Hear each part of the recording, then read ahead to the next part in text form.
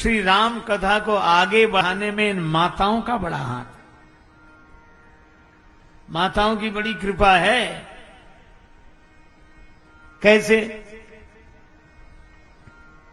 राम जी का विवाह हो गया, राम जी अयोध्या में आ गए और अयोध्या में आनंद ही आनंद। अगर राम जी अयोध्या में ही रह जाते तो कथा आगे कैसे बढ़ती? हम लोग उतनी ही कथा जानते। तब दो देवियां आगे बढ़ी। राम जी को तो राज्य मिल ही रहा था। राम जी राज करि बनते अवधनाथ, कैकेयी के संग जो पे मंथरा न आवती। ये दो देवियां, माता कैकेयी और मंथरा, इन्होंने कहा भले ही अपयश मिले लेकिन राम जी को वन भेजें। अच्छा, राम जी को वन क्यों भेजोगी? अयोध्या में तो आनंद ही आनंद का, अयोध्या में तो आनंद है, पर इन्हें वन भेजना इसलिए जरूरी है क्योंकि जग मंगल गुण ग्राम राम के, दानी मुकुति धन धर्म धाम के।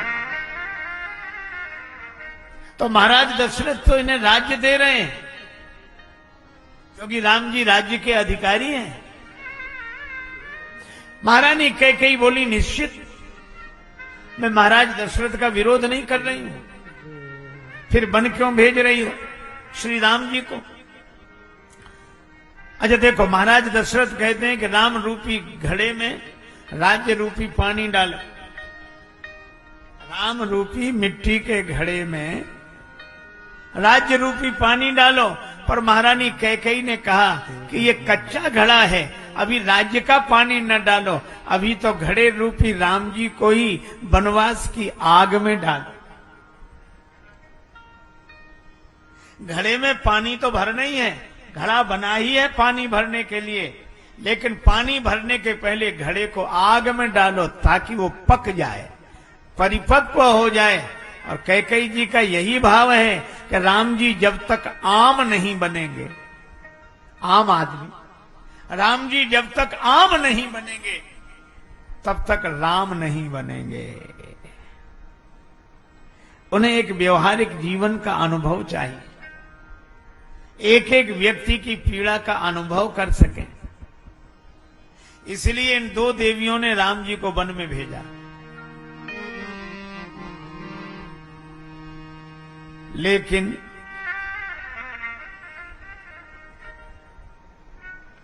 राम जी वन में आए, चित्रकूट में रहे, चित्रकूट से पंचवटी में चले गए, लेकिन पंचवटी में ही राम जी रुके रहते तो रमे ही रहते वन में प्रभु रामचंद्र। एक देवी और आगे बढ़ी, कौन? रावण की बहन जो न नाक कटवावती।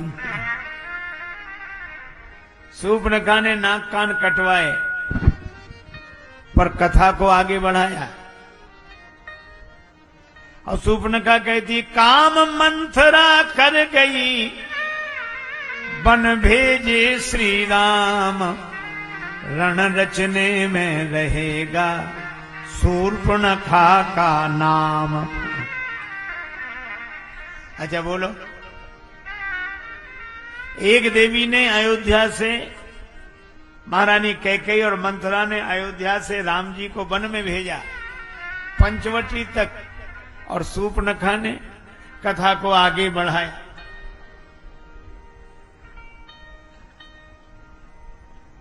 रावण द्वारा श्री सियाजू का हरण हुआ। राम जी रोते हुए वन में घूम रहे तो एक देवी और आगे आई। रोते ही रहते सिय वियोग में करुणा सीव, सबरी सुग्रीव के जो पास ना पठावती। माता शबरी पंपा सरहि जाहु रघुराई, तहाँ होई है सुग्रीव मिताई। भेजा कि नहीं? तो राम जी को वन भेजा महारानी कैकेयी और मंथरा ने, और भगवत कथा को आगे बढ़ाया शूर्पणखा ने, और राम जी को सुग्रीव के पास भेजा शबरी मैया ने। अरे और तो और बंदर श्री सीता जी की खोज करने गए, वहां भी एक देवी ने बंदरों की सहायता की। भटके ही रहते विनीत कपि भालु वृंद, और नारी तप पुंज जो पे दया ना दिखावत। उस देवी का नाम स्वयं प्रभा। स्वयं प्रभा ने कहा कि सीता जी को खोज रहे हो, कैसे? बंदर बोले, क्या हम आंख बंद करके खोजते रहे? आंख खोल के जंगल का एक एक कोना छाना है, श्री जानकी जी नहीं मिली। वो देवी बोली, इसलिए तो नहीं मिली, तुम आंख खोलकर खोज रहे, आंख बंद करके खोजो। उल्टी ही चाल चलते हैं दीवान गाने इश्क, आंखों को बंद करते हैं दीदार के लिए। आंख बंद करो।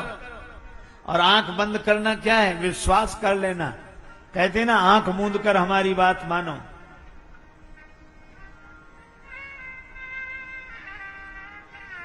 तो इस तप पुंज ने, इस स्वयं प्रभा देवी ने सहयोग किया।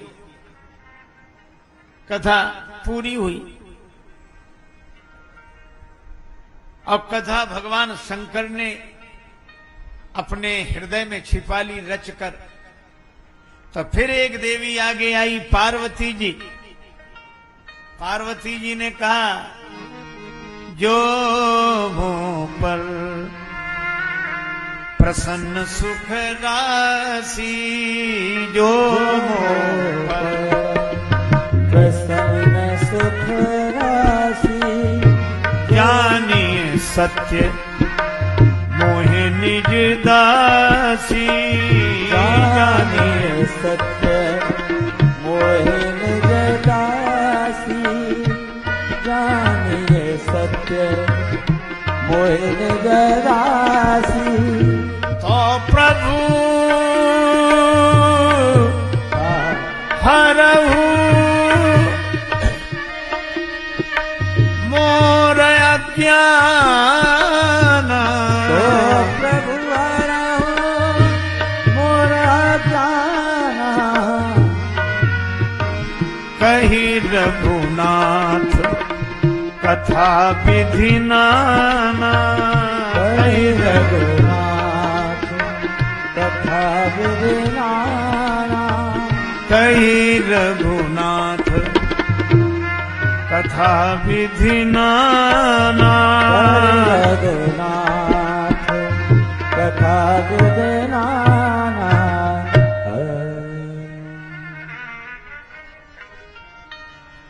पार्वती जी ने प्रार्थना करके उस कथा को प्रकट कराया। लेकिन एक समस्या हुई, भगवान शंकर ने कथा कही, पार्वती जी ने सुनी। वह कथा हुई देववाणी में। अब महादेव कथा कहें, और मुझे तो लगता है कि श्री राम कथा, रामचरितमानस, कई बार लोग कहते हैं कि देववाणी में नहीं। बात ठीक है, भाषा का ग्रंथ है, पर श्री तुलसीदास जी ने कहा, का भाषा का संस्कृत प्रेम चाहिए सांस। एक सज्जन हमसे कहने लगे कि रामचरितमानस देववाणी में नहीं है। हमने कहा ये तो सही है कि देववाणी तो नहीं है रामचरितमानस, लेकिन रामचरितमानस तो महादेव वाणी है, भगवान शंकर ने कहा। पर शंकर जी ने जब कथा कही तो इतना गूढ़ कि हर कोई समझ नहीं पाता था। तब एक देवी और आगे बढ़ी, माता रत्नावली। तुलसी ने तन तपायो पायो पति परिणाम। पत्नी ने तन तपायो पायो पति परिणाम पायो पति परिणाम पायो पति परिणाम।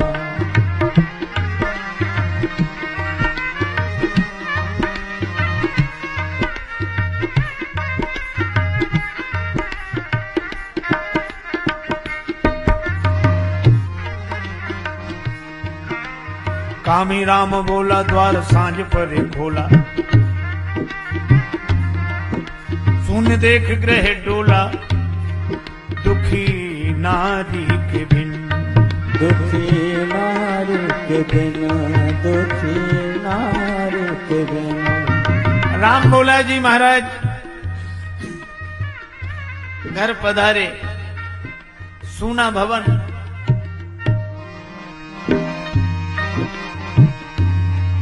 बही त्रिविध सुहाई घन घट घिर आई। युग सम दुखदाई ताहे बीते पल छिन ताहे बीते पल छिन ताहे बीते पल छिन। बादल घिराए सुंदर सुहावन बयार चलने लगी।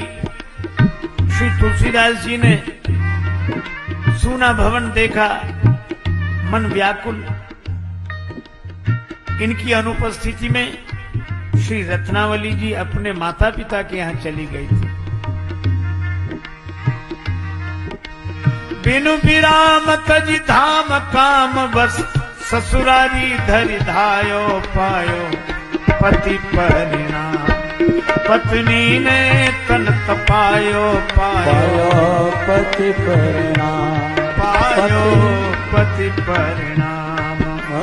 पत्नी ने तन तपायो पायो पति परिणाम पायो पति परिणाम।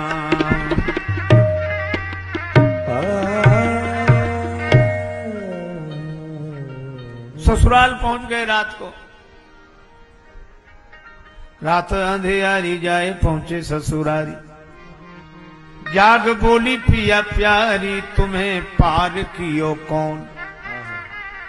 आपको पार किसने किया। श्री तुलसीदास जी बोले मुओ मानव पकर। मुर्दे को नौका समझकर पार आ गया। मुओ मानव पकर मुओ मानव पकर आयो सरिता को तर। रजु जानी विषधर चढ़ी आयो तेरे भौन।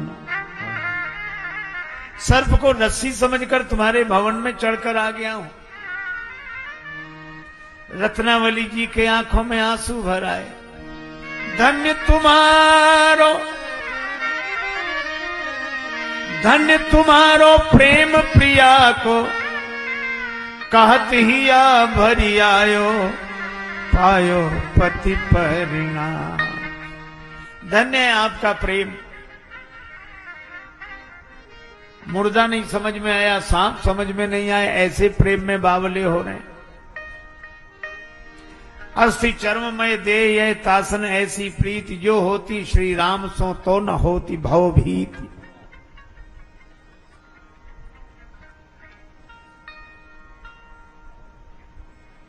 बात लग गई। जैसी प्रीति करी पति हमसो जैसो प्रेम कियो पति हमसो हरिसो क्यों न कियो। चले जाते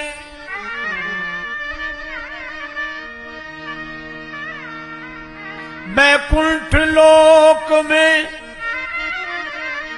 जहारी को दरबार लगो रे। भज मन तुलसी सीताराम तो कहो रे। भज मन तुलसी।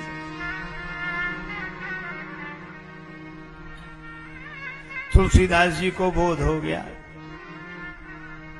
रत्नावली जी कह रही थी सही हुलसी ने पीर दियो मानव शरीर। द्विज देह धरी धीर जन्म जमुना के तीर। लखो कंचन सीखे नारी अवगुण की गेह, मलमास भरी देह देखो चाम में रुचि। मलिन देशो नेह लग्यो त्यों हरिसो क्यों न लगायो, पायो पति परिणाम। बात लग गई, माथ नारी को नवाए। व्यापो अति कलेश तज दीनो वह भेष, पत्नी के उपदेश आंख ही ये की खुली।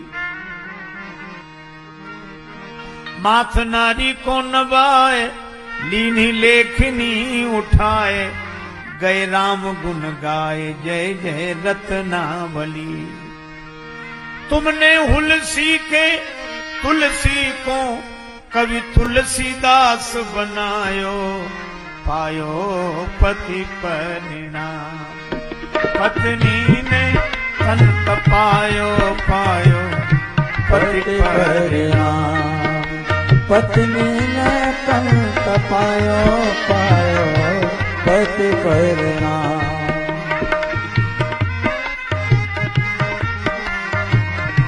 पति परिणाम, पायो पति परिणाम। पत्नी ने तन तपायो, पायो पति परिणाम। पायो पति परिणाम। पायो पति परिणाम।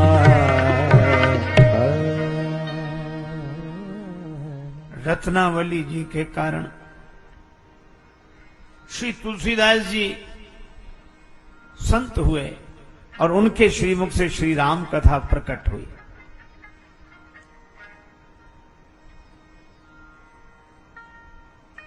पर इसका यह अर्थ नहीं है। एक सज्जन कहने लगे कि पहले तो तुलसीदास जी कुछ थे नहीं, उनकी पत्नी ने फटकार दिया, पत्नी के फटकारने से तुलसीदास हो गए। उन्होंने रामचरितमानस लिखा तो सब नारियों की निंदा की। क्यों? साइकोलॉजिकल इफेक्ट था, मनोवैज्ञानिक प्रभाव। पत्नी ने फटकार। अच्छा, लोग बड़े आसानी से कह देते हैं यह बात, पर आपने कभी विचार किया रत्नावली माता की महिमा कम नहीं है, लेकिन इसका यह अर्थ नहीं कि श्री तुलसीदास जी कुछ नहीं। पत्नी के फटकारने से तुलसीदास जी हो गए। अरे पत्नी के फटकारने से कोई तुलसीदास बनता तो आज घर घर में तुलसीदास होते।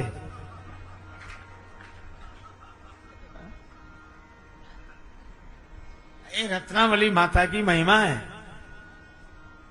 इसीलिए यमदूत बैठे यमराज में, यमलोक में, और यमराज से कहें कि बस हम तो खाली बैठे, कोई काम नहीं। यमदूतों को पहली बार देखा खाली हाथ, कोई काम नहीं। यमराज ने कहा क्या हुआ? तो दूत कहें यमराज सुनो, तू लोक की लाज गई बरियाई।